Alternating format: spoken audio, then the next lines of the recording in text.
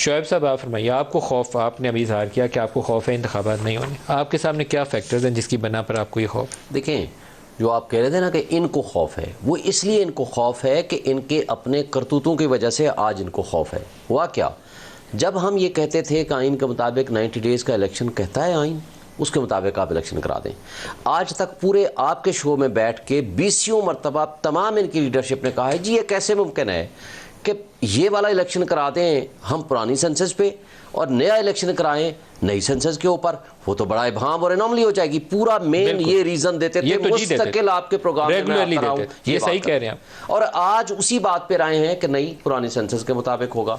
मुझे ये बता दें, अभी वो सेंसस वाला इशू अटका हुआ है, वो बेयकीनी पैदा कर रहा है, अभी दरमियान में अभी इनकी नीयत तो नहीं है, लेकिन जिन्होंने कराना है वो डंडे के जोर पे शायद करा लेंगे।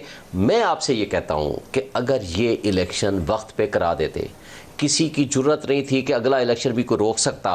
ये खुद इनकी स्टेटमेंट है कि लिखा है 90 डेज में इलेक्शन होगा, लेकिन अगर ना हो, ये आपके प्रोग्राम में कई दफा कहा 90 डेज में अगर इलेक्शन ना हो तो आगे लिखा हुआ है कुछ भी नहीं होगा, फिर हम 254 को ले आएंगे, 254 को इस्तेमाल उसका मुस्तकिल ये कहते रहे। और आज के जो मौजूदा राजा रियाज साहब बैठे हुए हैं माशाल्लाह, अपोजिशन लीडर जो कि PMLN के ओहदेदार टिकट होल्डर भी हैं फ्यूचर के, अब मुझे बताएं वो ये कहते हैं 10 साल तक इलेक्शन ना हो तो कोई गैर आईनी काम नहीं है, ये उनके अपने स्टेटमेंट है।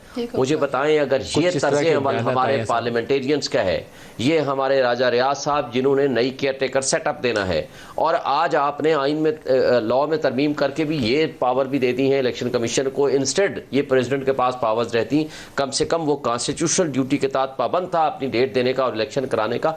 तो ये तर्ज अमल अगर आपने ना किया होता तो आज इनको भी और हमें भी इबाम ना होता। मसला क्या है? मसला ये है, मैं सिर्फ एक बात करके, मसला ये है पॉलिटिकल सिचुएशन आज भी ये जो चाहते थे लवाजमात कि किसी तरीके से PTI को तोड़ दिया जाए, वो तोड़ नहीं सके। उनका वर्कर उसी तरह मौजूद है, उनका वोटर मौजूद है, इनके साथ चलने को तैयार नहीं है।